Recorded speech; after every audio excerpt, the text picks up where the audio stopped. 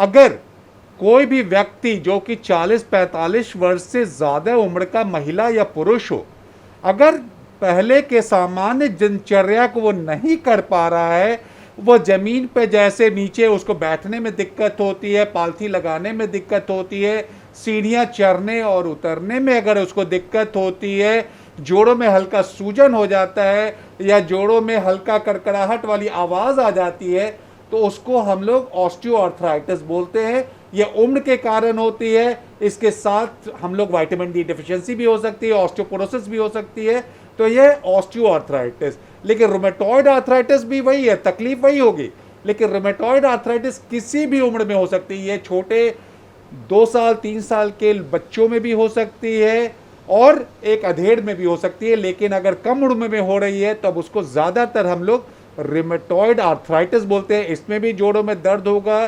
सूजन होगा, करकराहट होगा और कभी कभी इतना ज़्यादा वो सूजन हो जाता है कि वह जोड़ घुटना हो या कुल्हा हो, पहले के जैसा मुड़ नहीं पाता है और सामान्य कार्य वो व्यक्ति कर नहीं सकता है।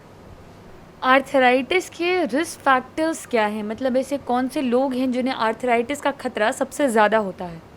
पहले वही हो गई जिसमें डीजेनरेटिव आर्थराइटिस होती है, जो किसको ऑस्टियोआर्थराइटिस बोलते हैं, वह उम्र के कारण होती है।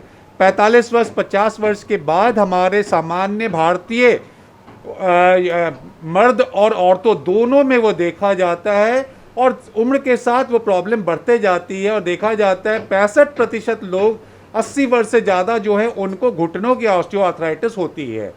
उसमें अगर साथ में हड्डियां कमज़ोर होती हैं because of vitamin D deficiency, osteoporosis, तो यह एक साथ मिल जाता है। देखा जाता है जिनको डायबिटीज़ हो उनमें ज़्यादा कारण है, जिनको थायराइड का प्रॉब्लम हो उसमें ऑस्टियोआर्थराइटिस ज़्यादा होता है। लेकिन दूसरा एक है रूमेटॉइड आर्थराइटिस, उसमें किसी भी उम्र में हो सकता है। उसका आज के दिन में भी विज्ञान ने बहुत तरक्की कर ली है, कोई सटीक कारण उपलब्ध नहीं है किस कारण से रूमेटॉइड आर्थराइटिस होता है। हो सकता है 1500 वर्ष उम्र तक वो बच्चा या बच्ची एकदम ठीक हो और उसके बाद उसको तकलीफ शुरू हो जाए, तो इसलिए किसी भी उम्र में हो सकता है। लेकिन अगर आपको तकलीफ जोड़ों में शुरू हो गई है तब उसका जितना जल्द इलाज शुरू कीजिएगा उतना फ़ायदा होगा। आर्थराइटिस की वजह से शरीर में और क्या-क्या समस्याएं हो सकती है?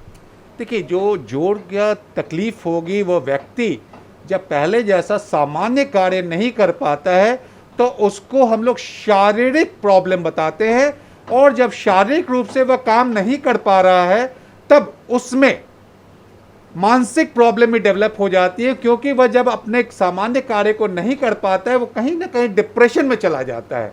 इसलिए हमेशा हम लोग बोलते हैं एक शारीरिक प्रॉब्लम शुरू होती है जोड़ों के कारण, धीरे धीरे करके वो मानसिक प्रॉब्लम होने लगती है। वो औरत हो मर्द हो, उसको बहुत अफसोस होता है कि मैं अपना घर का कार्य नहीं कर पा रही हूँ, ऑफिस का कार्य नहीं कर पा रहा हूँ, तो यह उसके बाद धीरे धीरे करके प्रॉब्लम बढ़ते जाती है और वह चिंता की बात होती है। और कहीं ना कहीं हम लोगों ने देखा है उससे पूरे देश को हानि होती है, समाज को हानि होती है, कि वो व्यक्ति जो भी उपार्जन कर सकता था वह अब नहीं कर रहा है, उसके कारण उसको प्रॉब्लम हो रही है।